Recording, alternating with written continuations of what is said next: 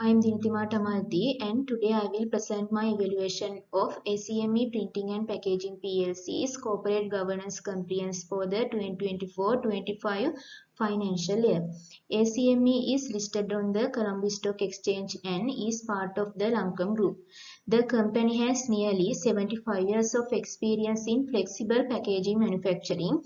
I evaluated the company using a weighted corporate governance index based on the CA Sri Lanka Code of Best Practice 2023 and the G20 OECD Principles of Corporate Governance.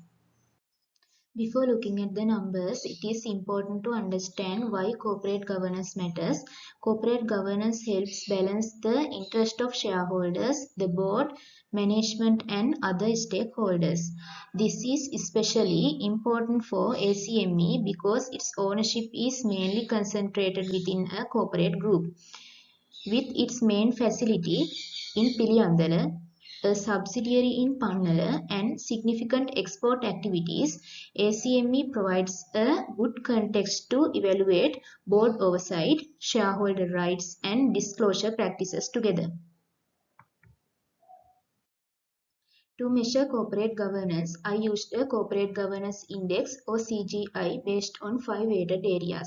The Board of Directors has the highest weight at 55%, followed by Shareholders' Right at 14%, CEO and Management at 12%, Disclosure and Transparency at 11%, and Role of Stakeholders at 8%. The index was adapted from the framework developed by Disanayake, Disabandara and Edgeworth in 2021 and updated based on the 2023 CA Sri Lanka's code since the board category makes up more than half of the total score. Board level governance has the biggest impact on the final CGI result. The index was based on a checklist of 37 governance indicators. Each indicator was scored from 0 to 5, where 0 means no disclosure and 5 means full and high quality compliance. The scores were based on ACME's 2024-25 annual report, including its corporate governance statement, committee reports, and senior independent directors report.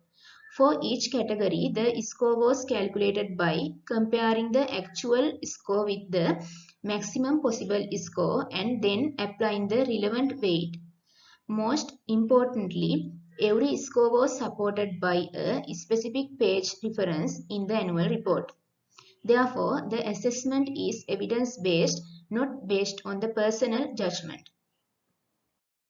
Based on the checklist, ACME achieved an overall CGI score of 82.25 out of 100 for the 2024-25 financial year. This places ACME in the high compliance category, which is the highest of the 4 classification levels. The strong score is mainly supported by board, shareholder, CEO and disclosure practices.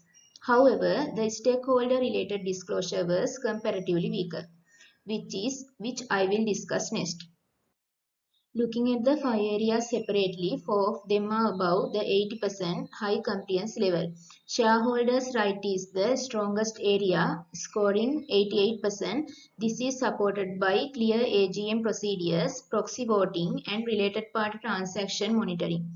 Disclosure and transparency scored 85%, Board of Directors 84%, and CEO and Management 84%.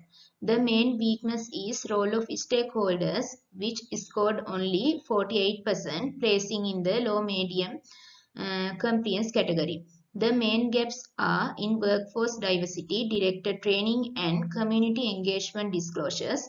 Since the board of directors has the highest weight of 55%, its strong performance is the biggest reason for ACME's overall 82.25% CGI score.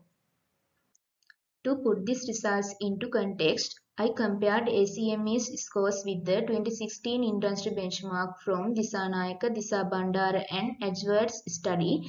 ACME performs better than the 2016 benchmark in 4 out of 5 areas. As well as in the overall CGI, the biggest improvement in shareholders' rights, which is 34 points higher than the 2016 average. CEO and management and board of directors also show a strong improvement of around 29 to 30 points. However, role of directors is 13.75 points lower than the 2016 benchmark, making it ACME's main area for improvement. This comparison is only indicative because the 2016 study was based on earlier governance code. Recommendation. Based on these findings, I have identified 5 practical recommendations. First, ACME should establish a separate board risk committee instead of having the audit committee handle risk oversight.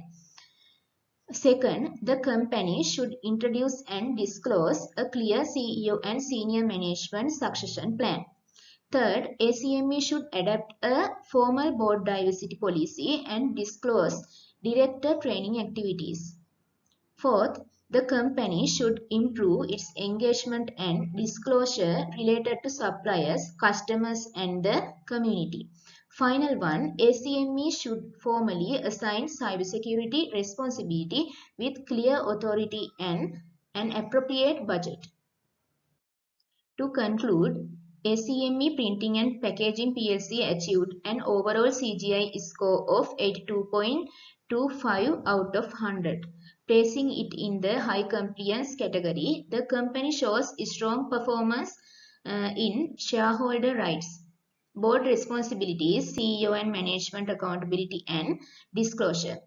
However, the main areas for improvement are stakeholder engagement, risk oversight, succession planning, and board diversity. By addressing these areas, ACME can build a stronger and more balanced corporate governance framework. My presentation is over. Thank you for listening.